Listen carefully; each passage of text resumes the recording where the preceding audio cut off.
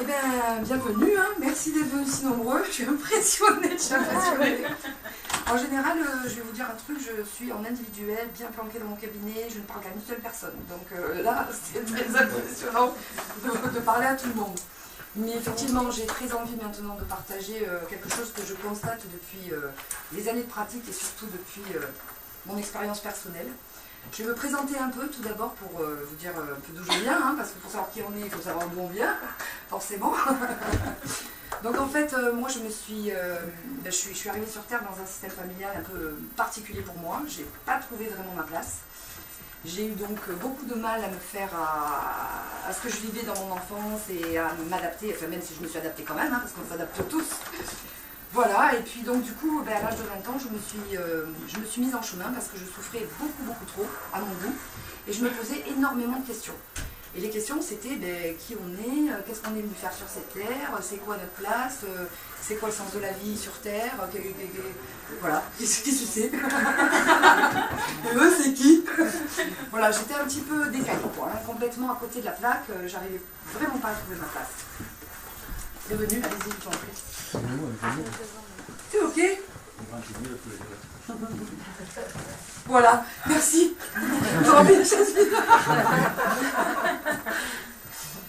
Voilà, donc moi j'ai commencé par un outil qui était le seul connu à l'époque, en tout cas pour moi, c'était la psychothérapie.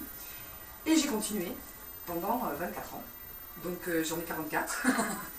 Voilà, et en fait à côté de ça, j'ai énormément voulu connaître, comprendre l'humain. J'étais passionnée par la biologie. Donc j'ai d'abord commencé par le corps, j'ai passé un bac D. Et puis j'ai commencé par la naturopathie, l'iridologie. Après il y a eu quelque chose au niveau du mental, un mental très fort quand même. Les occidentaux, on a quand même un mental très fort. Donc je voulais comprendre absolument.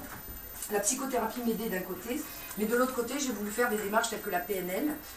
Et oui, voilà, le décodage biologique des pathologies, enfin bon, j'en passe et des meilleurs. Je me suis aussi intéressée à tout ce qui était énergétique, guérison énergétique.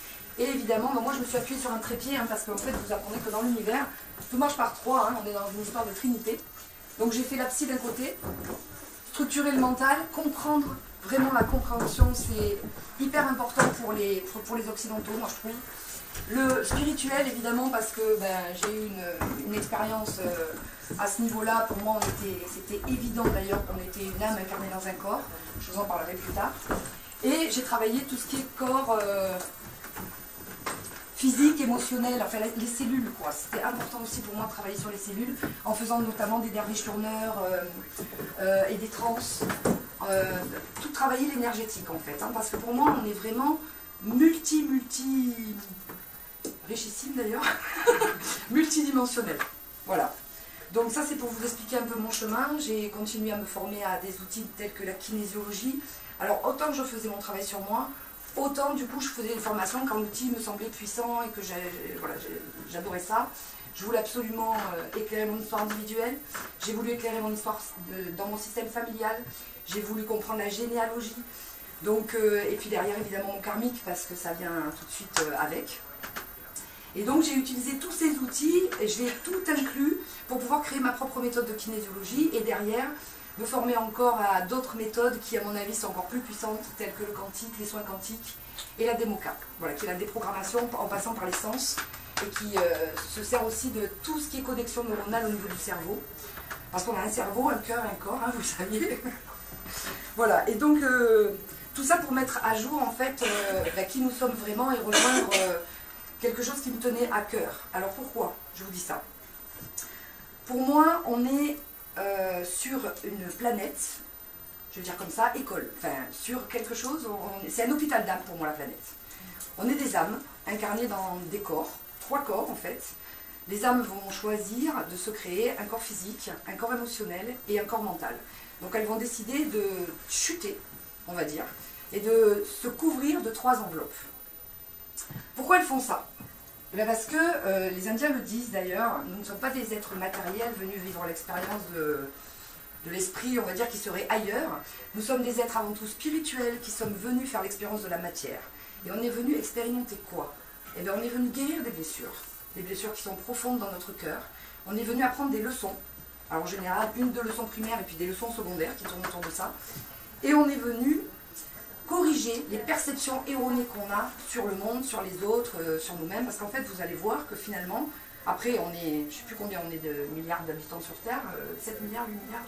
Pas loin de 7 milliards, et bien il y a 7 milliards de réalités différentes. D'accord? Pourquoi? Parce qu'effectivement, l'âme, elle choisit une expérience particulière à ce moment-là, et elle choisit de vivre cette expérience avec ses blessures à guérir, ses leçons à apprendre, et ses perceptions erronées à corriger. Évidemment, de l'autre côté, alors ça, on va dire que c'est le verre à moitié vide, c'est le côté sombre, et le verre à moitié plein, évidemment, elle a choisi, elle nous a dotés de ressources énergétiques, d'outils énergétiques, de talents, de dons, pour faire face à ça. Et on a forcément le verre à moitié plein du verre à moitié vide.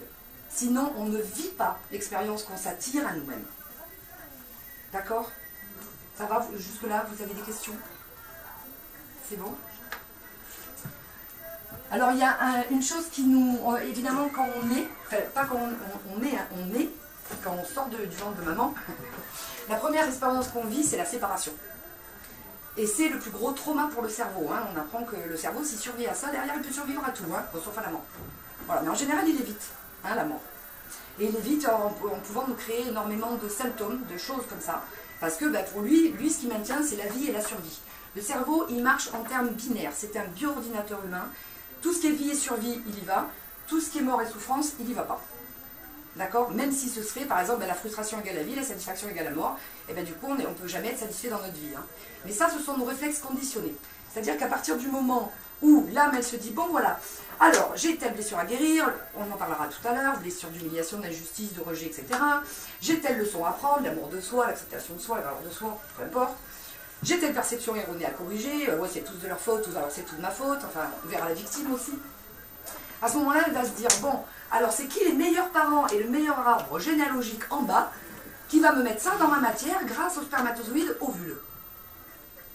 D'accord? Et du coup, elle va choisir cette âme par attraction, par résonance, de mettre dans le spermatozoïde ovule toutes les informations qui lui sont nécessaires pour pouvoir se créer les corps de matière qui sont en fait, qui n'existent pas en fait. Hein. Enfin si, on croit qu'ils existent, mais ils sont là. Mais c'est une carte énergétique, on va appeler ça une carte énergétique. Donc en fait, si vous voulez, l'âme, elle se crée, elle va se mettre 3 corps. Un corps physique, un corps émotionnel, un corps mental. Nous, quand on est, on va complètement avoir oublié d'avoir telle blessure à guérir, on a oublié les choix de l'âme, hein. Ça c'est sûr. Donc quand on arrive et qu'on est bébé, on va commencer à développer notre corps physique. Puis à 7 ans, on commence à développer notre corps émotionnel. Après, on commence à développer notre corps mental. Et après, il va falloir aligner cette personnalité. Mais tant qu'on développe cette personnalité, on est collé, identifié à ce que nous sommes, dans cette personnalité, à cette carte énergétique, avec tous nos réflexes conditionnés. Pour moi, ici, il y a 100% de réflexes conditionnés de chez conditionnés. C'est-à-dire, il y a des automatismes. Et évidemment, ça se visite quand on grandit au fur et à mesure avec papa, maman, dans le système familial, l'environnement, l'éducation, les expériences qu'on va vivre à l'école, les copains, les copines.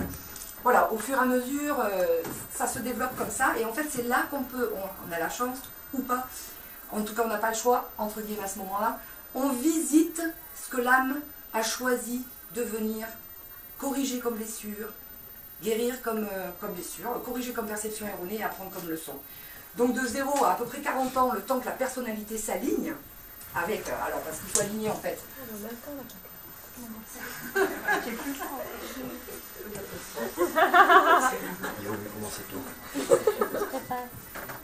Je crois qu'il y a une place juste là si vous voulez. Ah, coucou, comment tu vas? Merci d'être présent et de votre soutien en tout cas.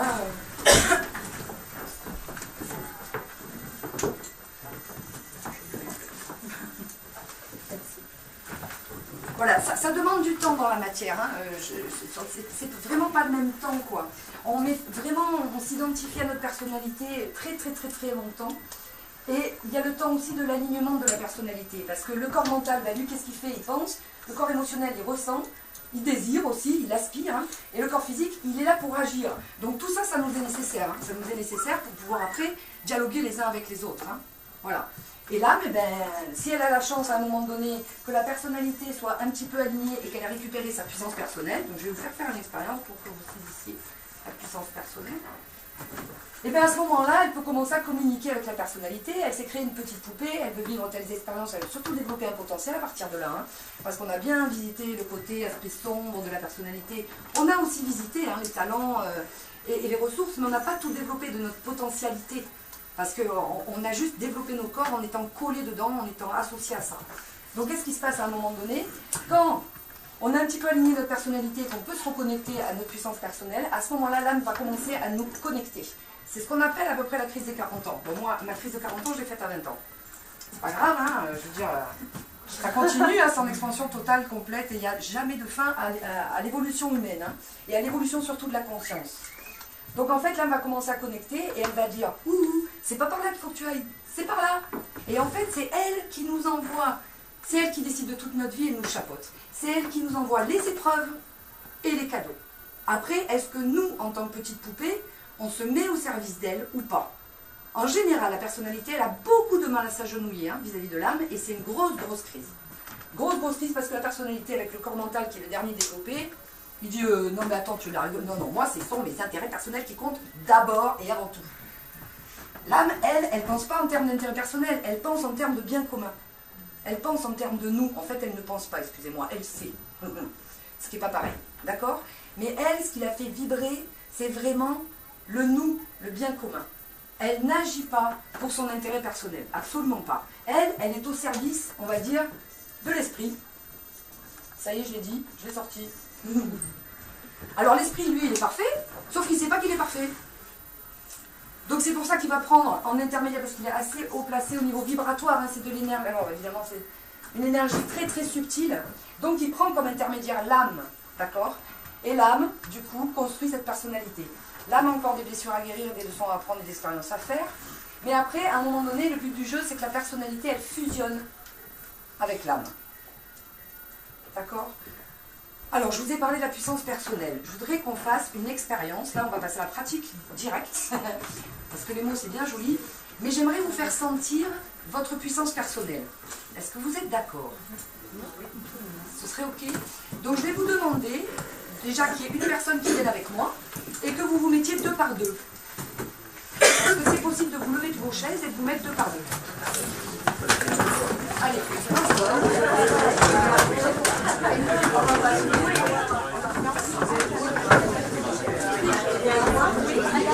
j'ai déjà fait, non? Est-ce que tout le monde me voit? Allez.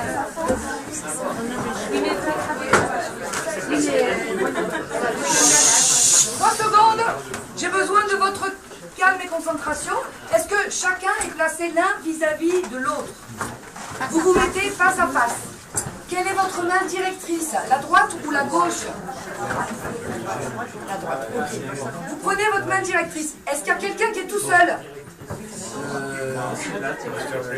y a quelqu'un qui est tout seul? Monsieur en rose. Oui, venez, il y a quelqu'un là qui est là. Un droitier peut être avec un gauche? Oui, peu importe. Parce que sinon, on va faire le côté planète gaucher ou l'autre côté planète. Je trouvais que les gauchers ont quelques avantages.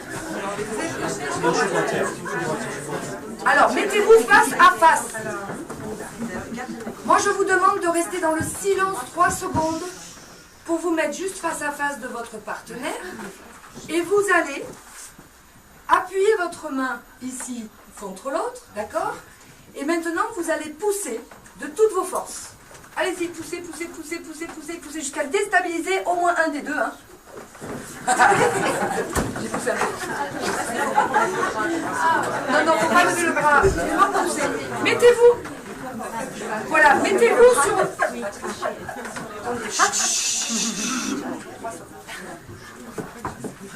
Mettez-vous sur vos pieds un tout petit peu écartés de la taille de vos hanches. Un peu éloignés. Et vous allez pousser avec le corps, bien sûr. Hein, d'accord? Jusqu'à ce qu'il y en ait un des deux qui lâche. Est-ce que vous... Est-ce que vous y arrivez ou pas? Sinon, je le fais faire à chacun. Hein. La personne lâche. Alors voilà, c'est ça en fait. Personne lâche. Non, il y a quelque chose qui ne va pas. Ouais. Non, mais c'est pas grave. Je croyais que ça allait marcher cette expérience, mais je vais vous la montrer avec quelqu'un Voilà. Réasseyez-vous parce que sinon...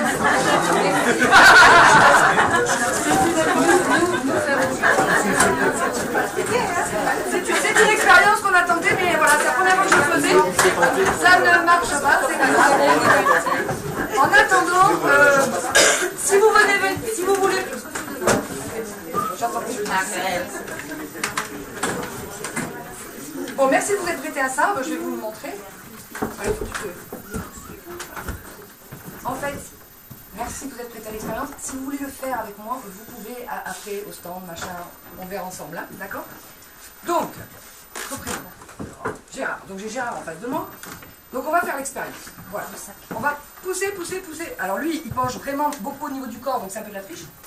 Voilà, parce que logiquement, les pieds sont au sol, d'accord? Et avec les pieds, bon, il fait un rapport de force, ce qui est normal. Voilà, donc ça va pas fonctionner.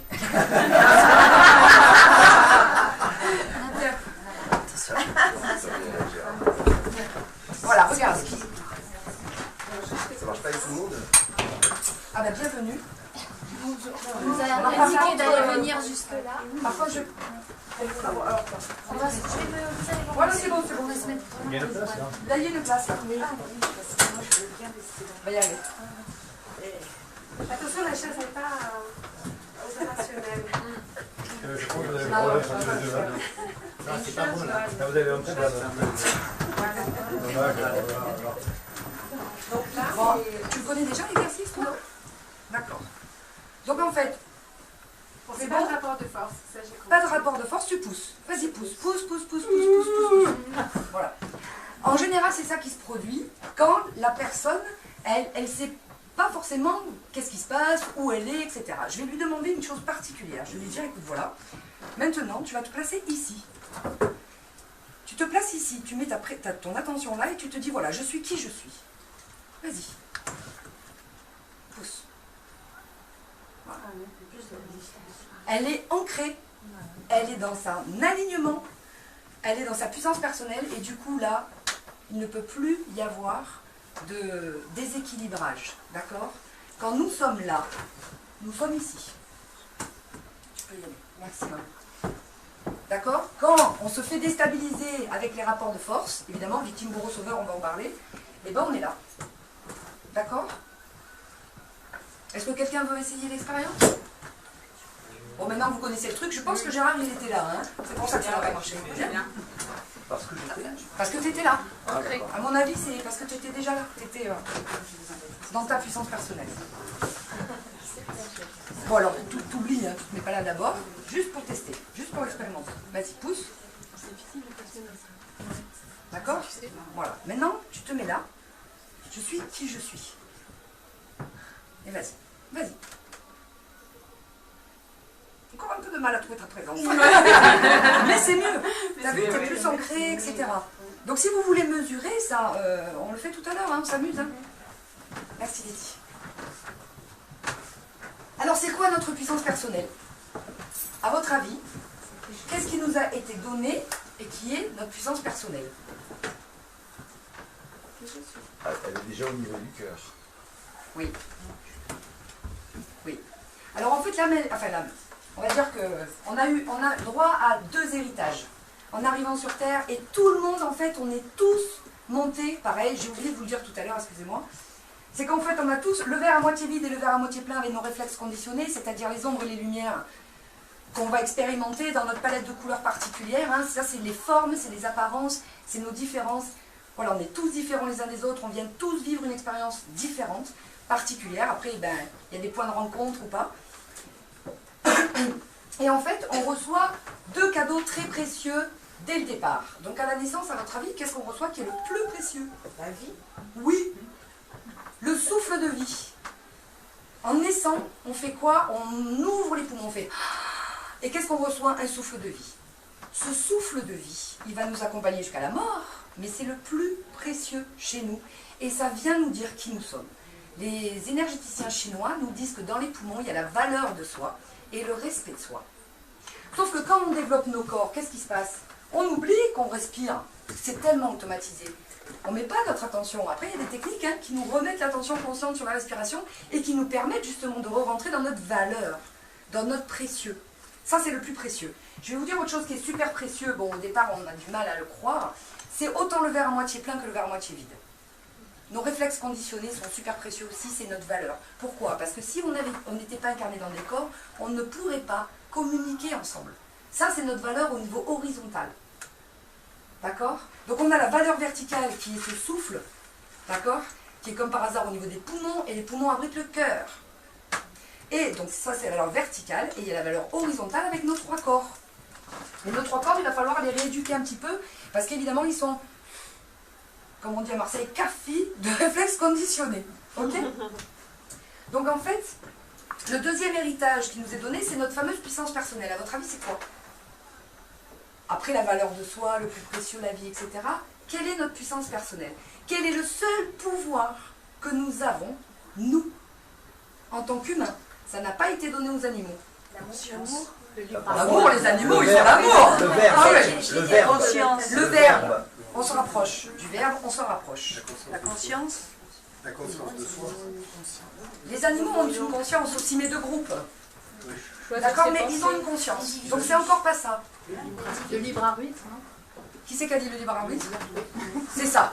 Ah bah oui, bah, c'est normal, elle vient à mes séances. Bravo, bravo. Alors, mais t'as retenu la tête, c'est super. Oui, c'est le libre arbitre. C'est-à-dire, regardez, notre âme, elle choisit de nous remplir de 100% de réflexes conditionnés. Vous croyez qu'on en a au départ? Nous, en tant qu'individu, en tant que petite poupée qui a été construite, qu'est-ce qu'on vit?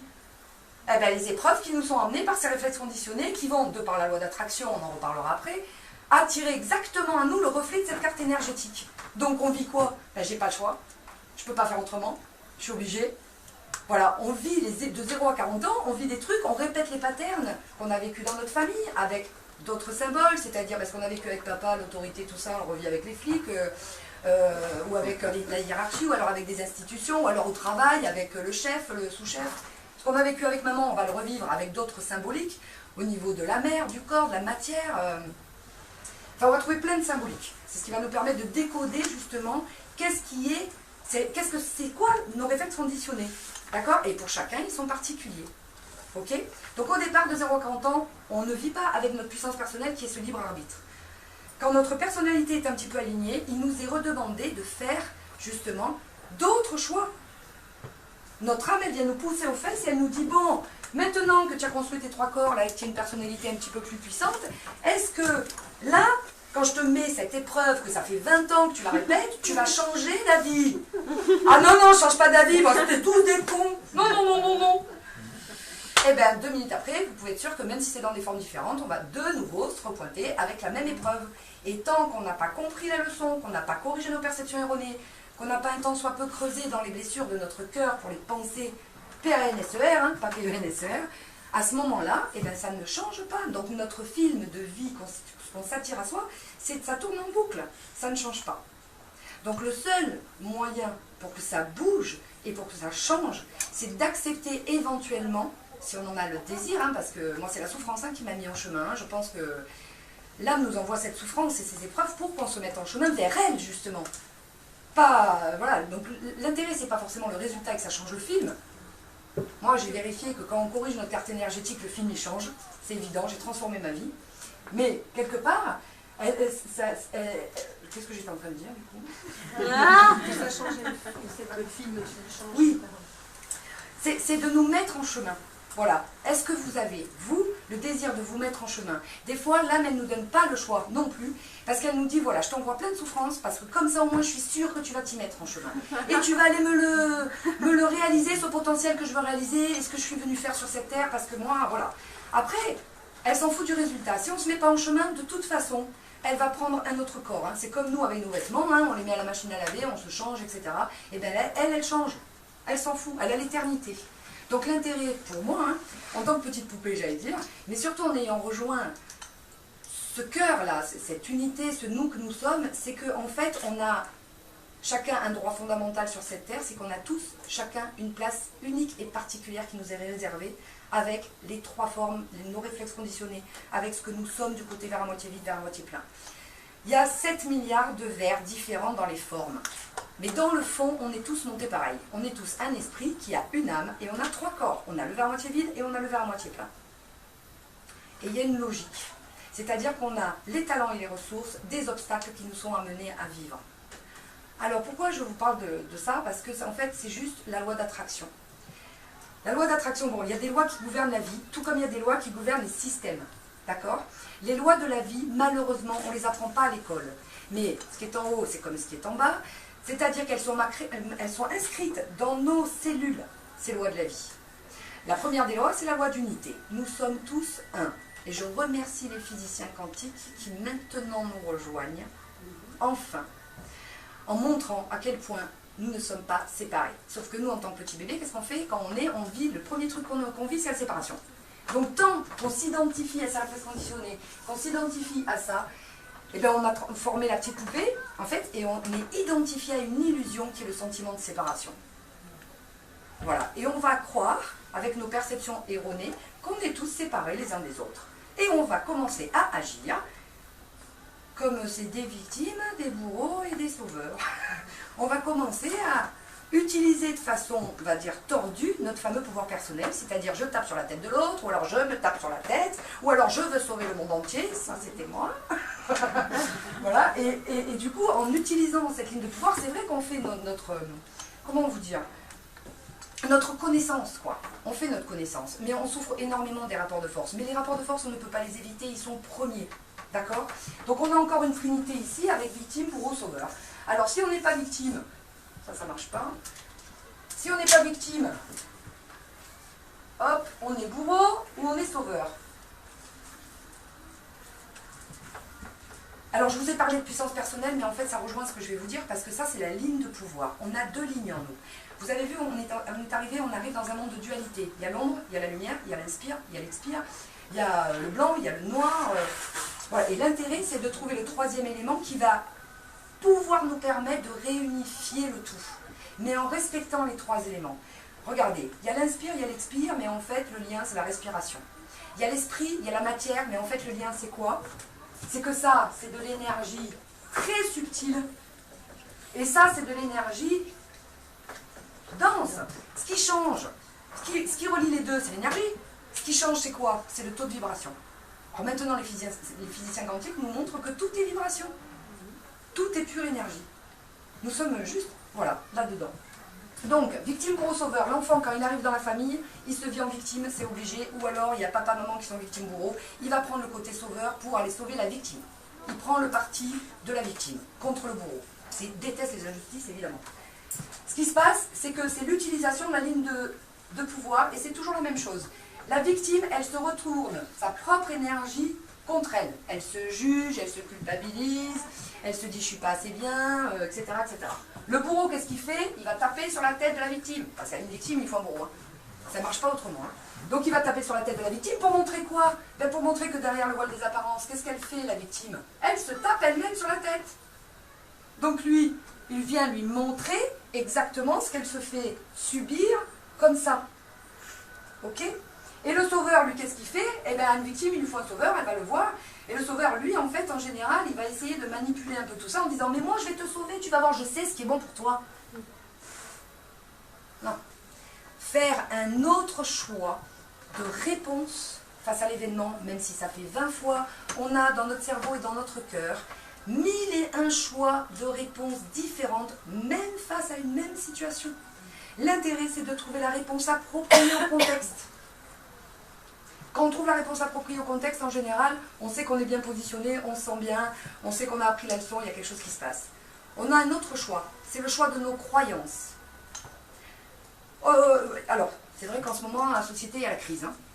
Et bien, si vous y croyez à la crise, et bien ça continue. Voilà, on continue de l'attirer, etc. C'est la loi de résonance et d'attraction magnétique. Hein. Donc, je vous explique après. Ça, c'est le choix de croyance. Et deuxièmement, troisièmement, c'est le choix de perception. C'est-à-dire que le seul choix qui m'est donné, c'est que je peux toujours changer d'avis et changer de regard sur les choses. Je ne peux pas changer mon passé. Mon passé, il est tel qu'il est. Par contre, à partir de maintenant, je peux changer d'avis sur mon passé. Donc l'intérêt, c'est vraiment d'aller explorer. Qu'est-ce que j'ai pas fini de voir? Qu'est-ce que j'ai pas compris de la situation? Voilà, parce que comme on est dans un monde de dualité, en général, on voit toujours un aspect. Alors les victimes voient l'aspect vers moitié vide ou alors que vers moitié plein. Hein. C'est la même erreur. Hein. Voilà. Et on ne voit pas l'autre aspect. On voit notre défaut, mais on ne voit pas la qualité du défaut, et inversement. Vous voyez, donc l'intérêt à un moment donné, ça va être d'unifier tout ça. Et tout ça en faisant quoi? En se servant de cette puissance personnelle qu'on a, mais de la bonne manière. C'est-à-dire, à partir de maintenant, dès qu'il y a quelque chose qui m'est présenté, que je connais par cœur, je vais chercher en moi, mais c'est quoi ma perception erronée? Mais qu'est-ce que j'en perçois? C'est quoi ma croyance limitante? Pourquoi je ne choisirais pas une autre croyance? C'est quoi ma réponse là qui fait que je... Et on va se voir complètement alimenté, nos réflexes conditionnés. Mais c'est nécessaire de se voir parce que ça veut dire qu'on a fait une petite... Attention. Voilà, trop tard. Un petit recul. Est-ce qu'il y a des Kleenex quelque part? Hop là. Ouais, désolée. C'est les émotions qui se vident. Merci. Merci. Alors, je parle un peu vite, j'enclenche, je lis absolument pas les notes, du coup. Est-ce que vous avez des questions? Est-ce que ça suscite quelque chose chez vous que vous voulez partager Pourquoi 40 ans? Parce qu'en général, alors ça c'est l'enseignement d'Alice Bellé, qui est des enseignements du tibétain, je ne sais pas si vous connaissez. Moi j'ai vérifié derrière ça que c'était effectivement, voilà, ça collait à la logique qu'il y a derrière le voile des apparences. C'est une fourchette, d'accord? Parce que ça dépend des gens. Regardez, moi j'ai commencé mon chemin à l'âge de 20 ans, hein. Donc c'est une fourchette. En fait ce qui se passe c'est qu'il y a quand même un temps dans la matière. C'est-à-dire qu'on met 0,7 ans pour développer notre corps physique, d'accord? Après on met 7-14 ans pour développer notre corps émotionnel. Après on met 14 à 21 ans pour développer notre corps mental. Avec la visite, hein. On visite par nos expériences, le verre moitié vide, le verre moitié plein, etc. Et encore pas tout, hein, parce qu'on n'est pas forcément conscient. On est collé à ces corps et on les développe, d'accord? Quand ces corps sont développés, à un moment donné, il y a le rayon de personnalité qui va émerger un peu plus tard, parce qu'il va falloir aligner les corps, d'accord? Et le temps qui se réaligne, eh ben, ça va mettre, bon, 28 ans, et puis après, c'est à 40 ans que ça émerge vraiment, la personnalité. C'est-à-dire, on nous donne, ouais, c'est ça. L'individu se développe jusqu'à 28 ans, et après, on nous donne jusqu'à 40, 42 ans ou 45 ans pour vraiment récupérer notre puissance personnelle et aligner les corps. Parce que souvent, on pense un truc, on n'a pas envie de le faire, et le corps, il fait autrement. Hein. Donc tout ça, c'est l'expérience qui nous est donnée jusqu'à ce moment-là. C'est le temps qu'on puisse récupérer aussi notre jugeote, notre libre arbitre, notre puissance personnelle. Si on se met en chemin, hein, c'est toujours pareil. Hein. C'est un très très long chemin. Moi, souvent, il y a des patients qui viennent me voir en une séance, ils veulent la guérison miracle. Mais c'est un long chemin d'éveil de conscience. Tu parlais de conscience de soi tout à l'heure. Et moi, je suis d'accord avec toi. Pour moi, il faut vraiment éveiller notre conscience à ce que nous sommes. Mais ce que nous sommes sur tous les plans. Alors au départ, on est un peu collé, identifié à nos trois corps, mais au fur et à mesure, on va prendre conscience qu'on répète le schéma, et ça passe par l'expérience. Et le temps de l'expérience dans la matière, il le faut. Et on va apprendre, comprendre, connaître. Moi, à 20 ans, j'ai fait une expérience extraordinaire, et c'est ça qui m'a vraiment mis en route, et j'ai tenu mon fil, et j'étais vraiment dans la détermination. C'est qu'à l'âge de 20 ans, je souffrais tellement, j'étais tellement seule, quoi, que j'ai fait une lettre à Dieu. Une lettre à Dieu. J'ai écrit. Je lui ai écrit toute ma souffrance, le fait que je comprenais rien à ce que je foutais là sur cette terre, qu'il me reprenne de là où je venais, que je voulais rentrer à la maison, j'en pouvais plus. J'en pouvais plus. Non mais vraiment, c'était... Et à la fin, comme par hasard, j'ai posé une intention, mais j'étais même pas consciente. J'étais inconsciente d'être consciente en fait. J'ai posé une intention, j'ai dit moi ce que je veux c'est aimer. J'ai oublié d'être aimée, mais bon c'est pas grave. J'ai dit je veux aimer. Je me suis couchée. Et je souffrais beaucoup, hein. Il y avait des circonstances de vie vraiment très souffrantes. Hein. Les circonstances n'ont pas changé du tout. Mais le lendemain, quand je me suis réveillée, j'étais dans une joie, dans un espace complètement autre. J'étais une boule d'amour. À l'époque, je disais, mais tout le monde est une boule d'amour. On est tous, mais on vit le paradis sur terre, en fait. Tout ça, pourquoi? Parce que le sentiment de séparation, il a lâché. Et mon inconscient avait rejoint mon conscient. Et là, j'ai fait une renaissance. J'appelais ça une renaissance à l'époque. En fait, c'était une crise d'éveil. Hein. Et c'est comme si Dieu, il avait soulevé le voile des apparences, justement des formes et de ce que je vivais. Et d'un coup, j'avais accès au vivant de la vie. J'étais cette unité profonde, cette conscience. J'étais un puissant fond de connaissance. Mais j'étais qu'à l'instant présent. Hein. Je ne réfléchissais même plus. C'était bon, je flottais à 3000 3000 pieds au-dessus du sol aussi. Hein, j'ai vécu les inconvénients parce que je me suis quand même pris 300 000 volts dans la tête. Hein. Quand on n'est pas conscient de ça, qu'on se prend ça, c'est vrai que j'étais un petit peu au-dessus du sol, hein, donc merci papa-maman d'ailleurs de m'avoir accompagné là-dedans. Mais tout était magnifié. Je vivais une vie que je ne connaissais pas avant. C'était une vie avec un grand V. Pour moi, c'était ça le vivant de la vie. Mais évidemment, j'ai vécu cette expérience, alors c'était que des échanges énergétiques avec les enfants, le langage de l'unité de l'un, c'est ce que j'appelais le langage de l'un à l'époque. Les gens venaient me voir dans la rue, ils me demandaient quelque chose, j'avais comme par hasard le puzzle d'une réponse, ou je leur donnais le puzzle, ils repartaient avec le sourire. C'était juste hallucinant ce que j'ai vécu, juste hallucinant. Sauf que 21 jours après, pile poil, hein, du jour au lendemain, pam, retomber dans l'ego, retomber dans le sentiment de séparation, retomber dans ma matière, hein, dans mes réflexes conditionnés, je ne vivais absolument plus du tout ce que je venais de connaître. Et là, je me suis dit, ah non, alors ça, c'est hors de question ça, monsieur, hein. Non. Donc ça m'a fait faire un virage à 180 degrés. Et là, j'ai dit, ben, je travaille. Et c'est pour ça que j'ai pas arrêté pendant 24 ans, ça a été mon essentiel, j'ai pas arrêté de travailler sur moi, et j'ai pas arrêté de me former. Et ça a été qu'à un certain moment donné de travail sur moi où je me suis estimée ok, que du coup, bon, en plus en travaillant avec des thérapeutes évidemment, que du coup je me suis dit ok, ça y est, je me lance et je m'installe. Et du coup là, je me suis installée. Voilà. Mais là, j'ai vu que ce fond commun de vérité que nous sommes tous, cette unité, cet amour, cette joie profonde, sans objet extérieur. Il y a les circonstances. La joie ne dépend pas, la joie de l'âme, hein, ne dépend pas des circonstances. Parce que derrière nos petites histoires, là où on reste focalisé sur notre petit film, en fait, les âmes, elles sont comme ça, elles se tiennent tous la main, et elles sont tous en train de dire « Ah, c'est super l'expérience que tu fais. Ah, mais c'est bien d'être amoureux. Ah, mais c'est super d'être une victime. » Et nous, les petits moi-jeux, on fait « Putain, j'en ai marre de cette vie. L'autre, il est con, moi je suis con. » Vous voyez ce que je veux dire, on fait tout ça. Hein. Vous comprenez? Alors qu'en fait, il y a une joie d'expérimenter la matière. Alors ça, c'est le boulot du corps émotionnel, au fait. Hein. Le corps émotionnel, il gère le relationnel. C'est-à-dire qu'il est là pour expérimenter la matière, mais surtout partager la joie d'expérimenter la matière. S'il n'y a pas de la joie en vous, eh ben, c'est important de déblayer la masse émotionnelle qui a été accumulée depuis des années et des années pour pouvoir, justement, rejoindre le cœur de l'âme, hein, rejoindre cette joie-là.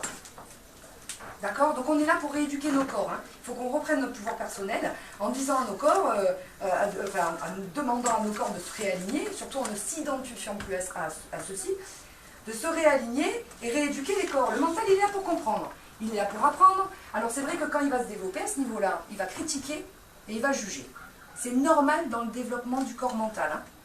C'est tout à fait normal. Je veux dire, sauf que c'est le corps mental inférieur. D'accord? Dans le corps mental supérieur, là, il y a l'âme. Donc en fait, le corps mental inférieur a besoin d'être éduqué et de grandir pour pouvoir, au lieu d'émettre des idées, de croire qu'il sait tout sur la vie, qu'il sait machin, ceci, il va devoir recevoir les idées du cœur, les idées du corps mental supérieur. La grande sagesse qui nous habite en fait. Hein. Notre soi intérieur est profond, notre être. Vous pouvez l'appeler comme vous voulez en fait. Hein. Tout est ok. Est-ce que vous avez d'autres questions? Je ne comprends pas pourquoi dans l'enfance tu fais une séparation entre les trois corps alors que je pensais qu'ils se développaient en même temps, ça formait un tout quand même. Bien sûr que, oui, c'est la formation des corps. C'est vrai, comme tu dis, ça forme un tout parce qu'on ne peut pas, comment te dire, distinguer. On ne peut pas distinguer ce qui fait partie du physique, ce qui fait partie de l'émotionnel et ce qui fait partie du mental, surtout que c'est très très collé et c'est très proche. Mais si tu veux, les expériences qu'on va faire quand on développe notre corps physique, par exemple de 0 à 7 ans, on apprend à marcher. Donc notre attention, elle est quand même mise sur, tu vois, les dents qui poussent, l'apprentissage de marcher. Ça ne veut pas dire effectivement qu'on n'a pas déjà des émotions qui se mettent en place et que l'enfant ne sent pas. Hein. C'est pas ce que je dis. Hein. C'est pas parce qu'il n'y a pas l'émotion, parce que le mental s'est pas développé qu'on ne pense pas. Hein. Parce que l'apprentissage de l'enfant, il commence déjà très tôt au niveau du langage. Hein. D'accord? Mais ça, c'est vraiment dans la structure énergétique que je parle. Hein. C'est une structure énergétique. D'accord?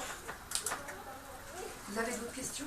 Concrètement, comment vous aidez en séance individuelle pour ça? Ben moi, j'ai créé ma propre méthode, mais la guérison avant tout, elle passe pas, pour moi en tout cas, elle passe par la guérison des blessures. Et on met du temps à guérir les blessures. Pourquoi? Parce que dans la loi d'évolution, c'est pas forcément linéaire. Hein, d'accord? La loi d'évolution... Excusez-moi. je vous parle un peu des lois de la vie, là. Dans la loi d'évolution, en fait, voilà, on est là. On croit que ça fait comme ça, hein. En fait, on croit qu'on vient travailler sur soi pour un bien-être personnel. C'est vrai que c'est ça au départ qui nous met en route, hein. Mais en fait, c'est pour éveiller notre conscience à ce que nous sommes, hein. Là, mais elle nous pousse aux fesses, hein. Donc en fait, on a des blessures. On a des blessures qui nous font tomber, en fait, dans notre aspect vers à moitié vide. D'accord? Et on va visiter cet aspect vers à moitié vide pour trouver aussi les ressources, les éclairer, les mettre en face de soi, nos ombres, hein. C'est important d'y faire face pour pouvoir lâcher les mémoires, les conditionnements, les fausses croyances, etc. Et quand on a trouvé les ressources, on va remonter. On va faire un petit peu, voilà, par exemple, on trouve la confiance, un peu plus de confiance, un peu plus de sécurité, et on va faire un peu plus l'expérience de la vague, vous voyez, les vagues en haut, en bas, en haut, en bas. Et là, on va faire un peu plus l'expérience de la vague en haut. Mais juste après, comme on a fait l'expérience là, elle nous dit, bon allez, moi je veux guérir un tout petit peu plus profond. Et hop, là, on tombe dans 20% de la blessure. D'accord? Et après, on fait l'expérience de trouver nos ressources, d'y répondre différemment, d'utiliser une autre perception, de faire autrement, et hop, on retombe dans 30%. En fait, on fait comme ça. C'est pour ça qu'après on dit qu'il y a des hauts, il y a des bas. Oui, dans le monde de la dualité, il y a des hauts, il y a des bas. Bien sûr, il y a les vagues. En fait, on est des surfeurs, il faut qu'on apprenne à surfer sur toutes les vagues, à rester debout malgré l'impermanence de la vie. Après, il y a des techniques. Donc moi, je n'étais pas là pour parler des techniques, mais moi, c'est vrai que j'ai choisi la kinésiologie, j'ai choisi la démoka, j'ai choisi les soins quantiques maintenant. Ouais, la démoka. La démoka, c'est la déprogrammation par les modes oculaires et la kinesthésie et l'auditif. Donc là, on va passer en utilisant les trois sens. En fait, je me suis beaucoup intéressée au fonctionnement du cerveau avec la kinésiologie et les connexions neuronales. D'accord? Parce que c'est vraiment dans les aires visuelles, ici, c'est ça qui crée nos perceptions. Donc, comme la guérison, elle vient d'un changement de perception, l'intérêt, c'est d'aller corriger nos perceptions erronées et donc de vider aussi ce qui est lié à ce qui fait qu'on voit le monde comme ça, ou le monde comme ça, ou le monde comme ça. Donc la kinésiologie, c'est vraiment pour une compréhension plus consciente des schémas psycho-émotionnels qu'on est en train de se jouer. Et ça ouvre aussi notre connexion neuronale. Et Démoka, c'est pour lâcher la masse émotionnelle. On va permettre au système limbique du cerveau de se vider. D'accord? Je ne sais pas si vous avez remarqué, enfin vous savez peut-être ou pas, quand on est dans le sommeil, il y a un mouvement comme ça, des yeux, dans le sommeil paradoxal. Vous savez ce que fait le cerveau quand il y a ce mouvement? En fait, il est en train de trier les informations du cortex. Toutes les informations que le cerveau s'est pris dans la journée, elles se trient comme ça. Les neurones au niveau du cortex agissent de façon lente.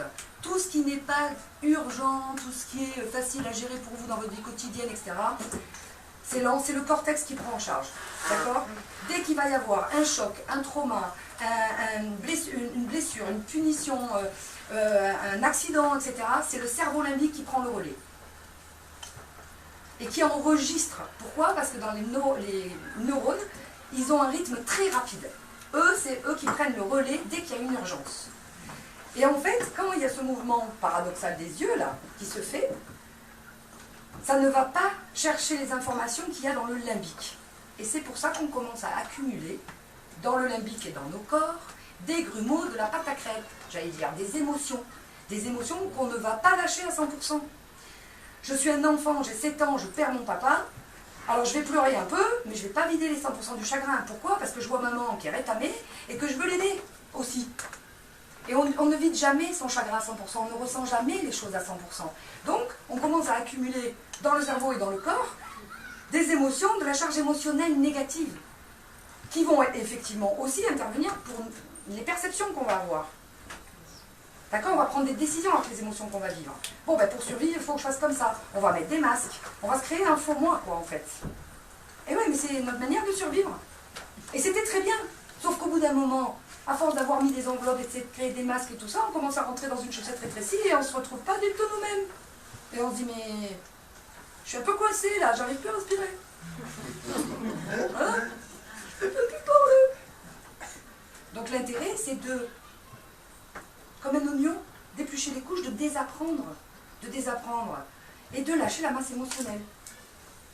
Ouais, pour venir au centre. Et dans le centre c'est quoi? C'est là. C'est derrière les blessures secrètes du cœur. Donc c'est pour ça que moi je fais un énorme travail avec les 5 blessures de l'être, l'injustice, le rejet, etc. Je vais voir aussi comment les décisions qu'on a prises avec ça, les masques qu'on a mis. Et l'intérêt, c'est pas les masques. Hein. C'est, voilà, revenir à son authenticité profonde, qui est ce que nous sommes tous. La joie, l'amour, la paix, la vie en fait. Et j'allais vous dire maintenant, voilà, je vais entamer là-dessus, parce que maintenant, les quantiques, merci, moi, je trouve qu'on vit une époque formidable, merveilleuse et formidable en même temps. C'est que les quantiques, maintenant, ils nous le disent. Tout est vibration, tout est information. Nous sommes un réseau d'information, une carte énergétique particulière. Mais on baigne dans un champ d'information. C'est le champ, on peut l'appeler la matrice divine, le champ infini des possibilités. Et à l'heure actuelle, maintenant, tout est possible, tout est réalisable, c'est le jeu de la vie, j'arrête pas de le dire. Je trouve que c'est juste parfait. Parce qu'on peut enfin changer d'avis de façon très rapide. On baigne dans ce champ d'ondes et on peut lui demander ce qu'on veut. Je ne sais pas si vous avez entendu parler de la loi d'attraction, etc. Il suffit de poser une intention.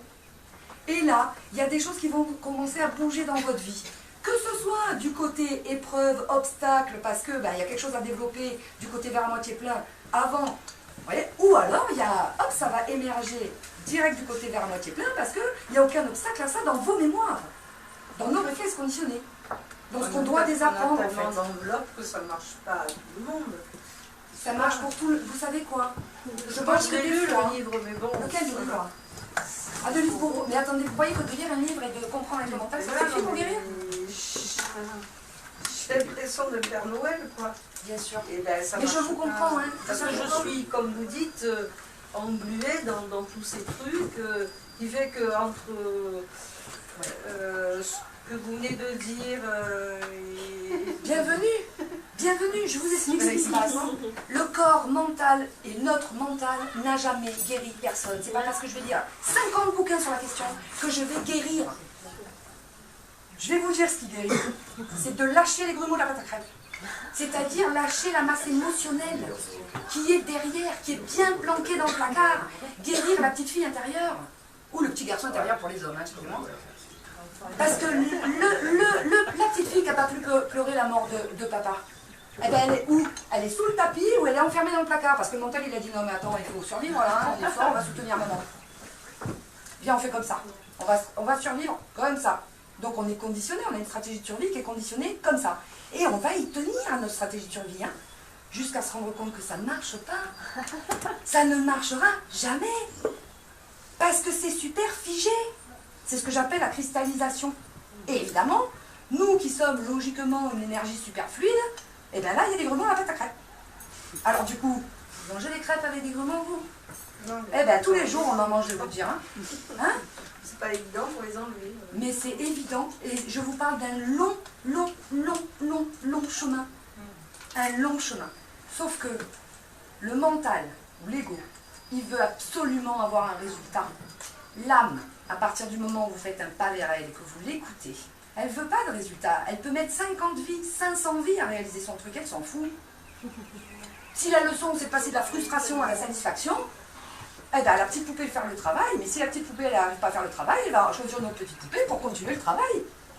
Et puis je vais vous dire, on fait toujours des pas en avant, surtout quand on développe le mental, à savoir le pourquoi du comment. On fait des pas en avant, mais ce qui nous guérit vraiment, c'est de mettre du cœur sur nos blessures, et c'est vraiment de lâcher les vieilles émotions de souffrance, d'impuissance, de l'enfant qui s'est senti mais vraiment impuissant face à tout ce qui lui arrive de cet environnement dans lequel il arrive, alors que c'est super brutal pour lui, alors que lui il est pure conscience au départ, hein, sans être conscient qu'il l'est, mais voilà. Donc l'intérêt c'est quoi? C'est à un moment donné de développer cette conscience et de s'accompagner et de rééduquer nos trois corps pour pouvoir les amener à changer la vie. Surtout le mental. Mais le mental, qu'est-ce qu'il fait? Il nous juge, il nous critique, il nous renvoie un t'es pas assez ceci, t'es pas assez cela, et tac tac tac, et c'est ta faute, et tu vois, j'y arrive pas, et voilà, et t'as encore pas assez de... Mais je vais vous dire, en faisant comme ça, on cristallise le scénario encore plus, et les grumeaux de la pâte à crêpes, ils restent encore plus figés. Et la petite fille qui est dans le placard émotionnel en attendant d'être vue, accueillie, reconnue, entendue, serrée contre le cœur, ah ben elle sort toujours pas du placard, hein, parce qu'elle se fait taper sur la tête non-stop. C'est la réunification, c'est la réunion, c'est la reconnaissance de chaque partie de soi-même, et surtout au niveau émotionnel, qui va faire la différence. Parce que quand vous levez les grumeaux de la pâte à crêpes, l'énergie elle recircule de façon plus fluide et plus légère. Ça modifie votre carte énergétique. Du coup, de par la loi d'attraction, qu'est-ce que vous attirez? Un autre film. Alors pas tout de suite, ça y est, un autre film, machin. Non. Mais vous êtes allé du côté du metteur en scène pour changer un tout petit peu le film quand même. Parce que sinon, avec votre mental, vous faites quoi? Vous êtes un metteur en scène. Vous êtes le spectateur et vous vivez votre film. Vous êtes l'actrice aussi. D'accord? Ou l'acteur, hein? Qu'est-ce qui se passe? Le mental, quand il regarde le film, il me dit mais moi ça ne me convient pas du tout ça. Hein. Alors mais pas du tout, mais plus du tout d'ailleurs. Prends un couteau, allez vas-y, va taper sur l'écran. Tu vas voir le film, il va changer. Tape sur l'écran. Est-ce que le film a changé? Allez, l'écran est massacré. Hein.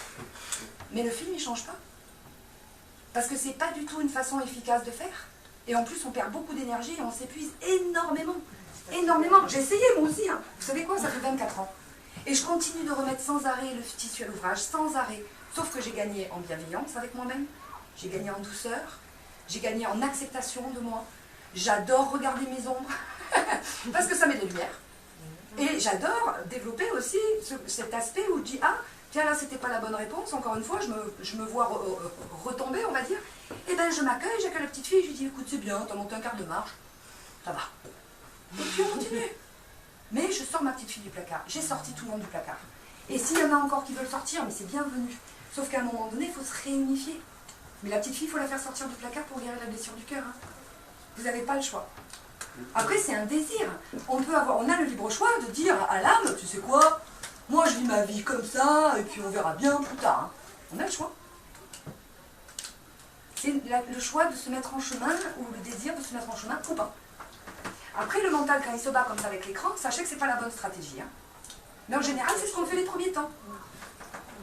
Je l'ai fait moi aussi. J'ai vu que ça ne marchait pas. J'ai compris que ce sont nos perceptions qui créent nos expériences. Si on change nos perceptions, nos expériences changent. Ce sont nos croyances conscientes et inconscientes qui créent nos expériences. Jung, il disait, tout ce qui est planqué... Alors, on est un iceberg, hein, d'accord? En fait, on voit que ça. Hein. Vous savez ce qui nous gouverne? C'est les schémas inconscients et subconscients. Hein. Jung, il disait, tout ce qui n'est pas monté à votre conscience se présente à vous sous forme de destin. C'est-à-dire que dès que vous êtes prêt à voir quelque chose de vous, que ce soit du côté lumineux ou sombre, vous vous attirez l'expérience pour vous regarder vous. Vous changez d'avis, vous montez ça à la conscience, vous montez un schéma psycho-émotionnel à la conscience, vous changez d'avis, vous réattirez tout ça sous forme de destin. Vous comprenez?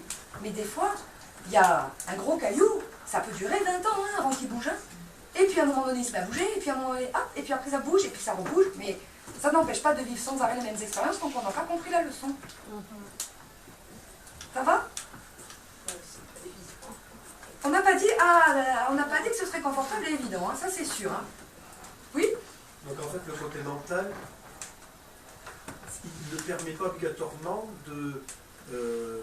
d'évacuer les émotions, si j'ai bien compris. Absolument. Voilà. Parce qu'il ne fonctionne pas du tout comme le corps émotionnel. Voilà. Par contre, pour pouvoir se guérir de ces émotions, pour pouvoir les relâcher, sans passer obligatoirement par une thérapie ou une pratique, il n'y a pas un moyen pour qu'effectivement le mental se rende compte du corps émotionnel, lui accorde de la tolérance, qui fasse qu'effectivement les émotions puissent être lâchées, et ainsi de suite. Et effectivement, le truc à faire pour accueillir ce qui se soulève à l'instant où ça se soulève, c'est le cœur. Hein. L'accueil. Ça se soulève en moi. Eh bien, il faut que je l'accueille, quoi. Il faut que je le voie et que je le reconnaisse. Le meilleur moyen de dissoudre une émotion, c'est de la laisser s'exprimer pleinement. Pleinement. Mais en général, le mental, il fait « Ouh là là, non, non, non, non, ça c'est dangereux, hein, t'as déjà souffert de ça, tu vas pas ressouffrir, hein. Viens, non, non, non, viens, on fait comme ça. » Et il nous entraîne dans des agitations à l'extérieur à les taper sur l'écran. Alors que si on s'assoit 3 minutes et qu'on laisse monter la tristesse, et qu'on se met dedans, et qu'on nous donne toute l'attention, et bien là, ça se dissout beaucoup plus vite que ce que le mental y croit. D'accord? Et du coup, ça permet effectivement de guérir plus facilement. Vous parliez de tolérance, moi je trouve que la tolérance est une qualité de l'âme. D'accord? Moi j'aime bien dire l'accueil, c'est plus facile d'accès, c'est aussi une qualité de l'âme. Hein. Voilà, c'est... Mais c'est sûr qu'en étant dans une compréhension aimante, c'est-à-dire en ayant marié, ou en mettant du cœur sur le mental aussi, ça fait fondre un peu ces stratégies de survie qui sont très crispées, très figées, plus vous mettez du cœur dessus en sachant que tout est juste derrière ce voile des apparences, même si pour l'instant le mental n'a rien compris, et plus l'émotion se permet de monter à la surface pour être dissoute, parce qu'elle se sent acceptée.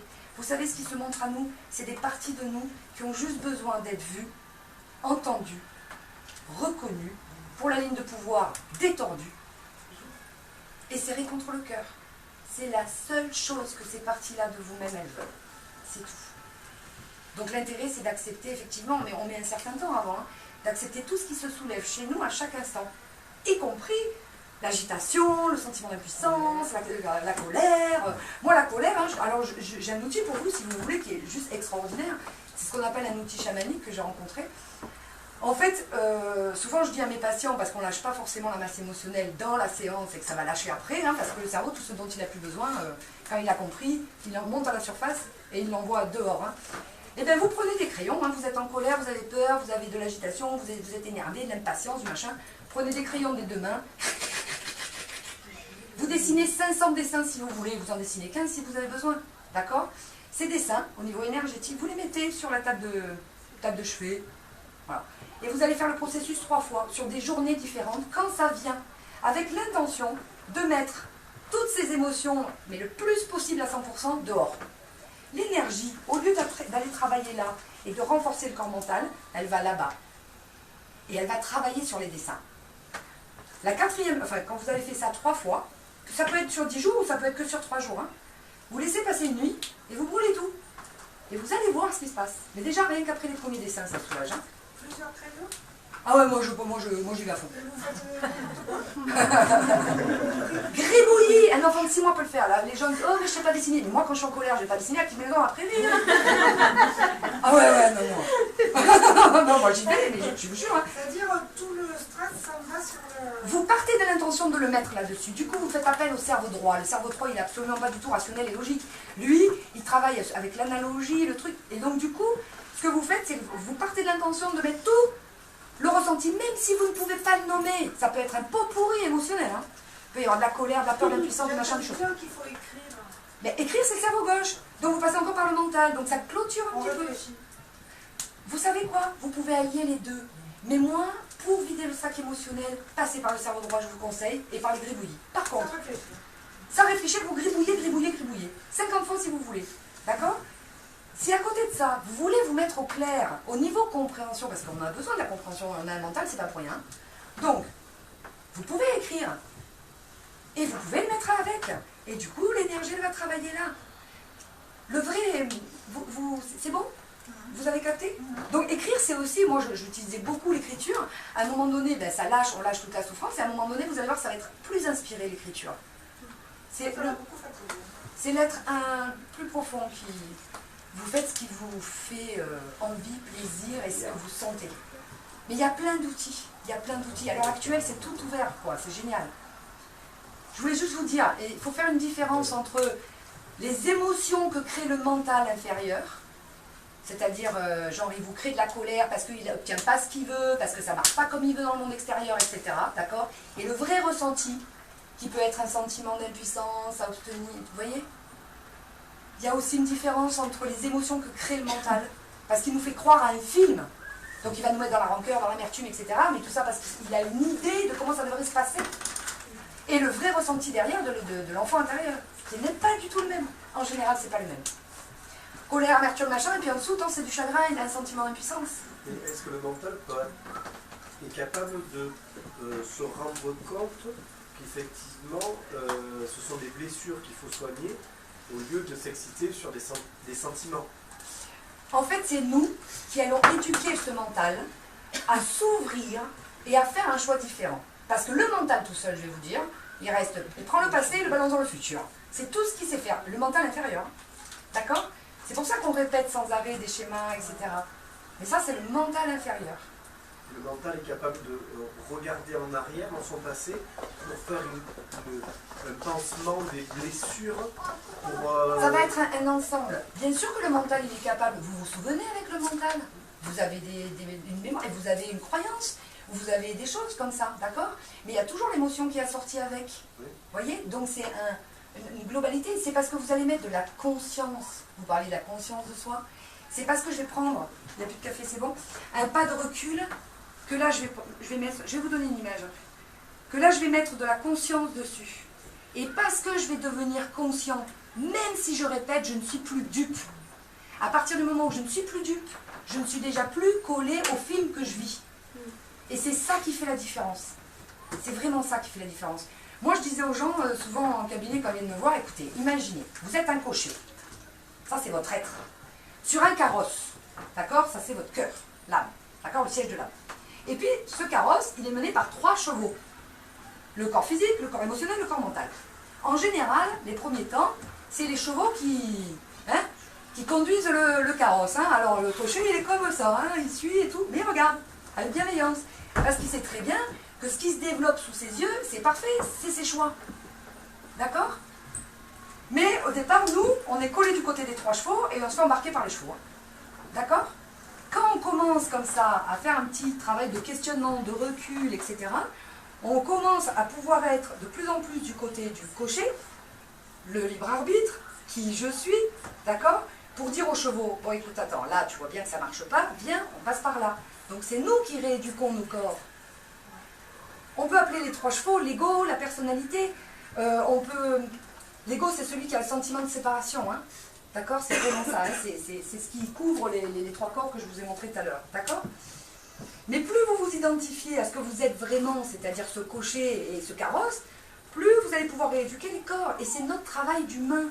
Pour passer du petit humain au grand humain, avec un grand H, parce que nous sommes des grands humains en fait, c'est important de rééduquer nos 3 corps.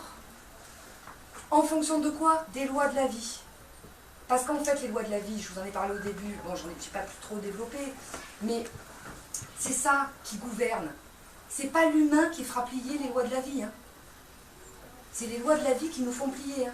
Et nous, quand on s'amuse à transgresser comme on transgresse à l'heure actuelle ces lois de la vie, en se prenant pour des dieux, alors que nous ne sommes que les fils et les filles de Dieu, entre guillemets, ou fils du vivant, hein, si vous préférez. Hein. Pour moi, Dieu, c'est le vivant de la vie qui est dans toutes nos cellules. Hein.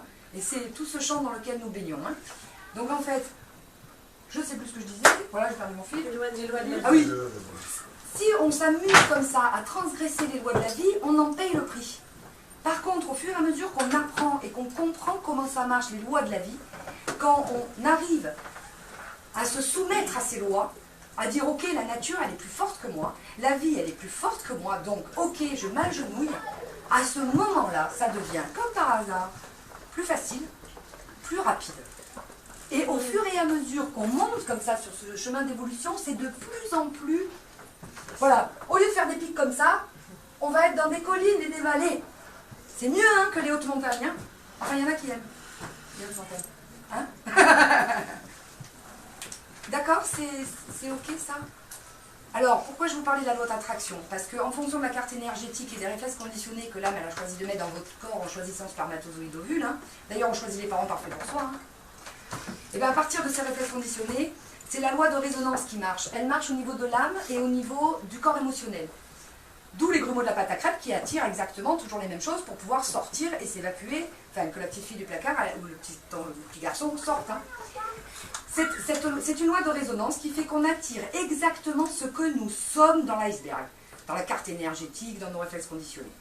Donc à chaque fois que vous vous attirez une situation, un événement, une personne, etc., c'est de vous que ça parle. Que ce soit du côté des réflexes conditionnés ou que ce soit du côté de l'âme. De toute façon, c'est la même chose. Nous, on est là pour fusionner avec l'âme et être au service de la vie que nous sommes aussi. C'est à la petite poupée de choisir. Et la vérité, en fait, au bout d'un moment, elle se dévoile. Vous savez, les Grecs, moi j'aime beaucoup leur notion de la vérité, ils appellent la vérité aletheia. Et aletheia, c'est une vérité qui se dévoile. Et en fait, quand vous faites un pas en avant vers l'âme, elle vous indique le prochain pas. Comment on fait pour le savoir, le prochain pas? On regarde juste ce qu'on vit dans notre vie de tous les jours. On part sur la matière qu'on est en train de vivre dans notre vie de tous les jours. C'est très concret, la spiritualité. Hein. Ça se vit au quotidien. Et c'est dans notre corps que ça se passe. Hein. Nous ne sommes pas séparés du vivant de la vie que nous sommes. Et on attire à nous exactement le petit truc qui est encore à corriger, ou alors le beau cadeau, le beau trésor qu'on vient de développer. On a un cadeau à chaque fois qu'on fait un pas vers l'âme aussi. Hein. Même si ça passe par une épreuve. Vous savez, les Grecs aussi, ce qu'ils appellent probléma, ce que ça veut dire probléma pour eux. Vous savez ce que c'est? Ce qui est là. Probléma en grec, ça veut dire ce qui est là. Je parlais des perceptions tout à l'heure. Notre grosse souffrance, c'est qu'en fait, ce qui est là, on ne le voit pas parce qu'on colle une image sur ce qu'on croit qui devrait être là ou sur ce qu'on croit qui est. Et c'est ça la grosse problématique, c'est les perceptions qu'on a de ce qui est là déjà. Y compris, et à mon avis c'est le plus gros bastion, ce sentiment de séparation. Le cœur n'est séparé d'aucun cœur. Je vous garantis que quand on vit ici, donc qui je suis, donc qui nous sommes en fait, on peut faire de mal à personne. C'est impossible, parce qu'on sait que si on va lui mettre une baffe, on s'en met une à nous. Et il y a quelque chose qui ne marche pas. Quand on est dans le cœur, c'est autre chose qui fonctionne. On est vraiment en lien avec le vivant de la vie, qui est tout amour. Et qui est joie aussi, et puis qui peut être paix aussi. Voilà, donc ça ne dépend pas des circonstances extérieures. Par contre, vous pouvez vous servir des circonstances extérieures pour vous éclairer sur là où vous êtes et où vous en êtes au moment où vous y êtes. Et accueillir. Voilà, donc après, il y a beaucoup d'outils, beaucoup de techniques qui servent à se refléter, hein, et c'est un pas après l'autre. Hein. Ça, c'est sûr que le tissu, on le remet sans arrêt à l'ouvrage. Hein. Vous avez d'autres questions ?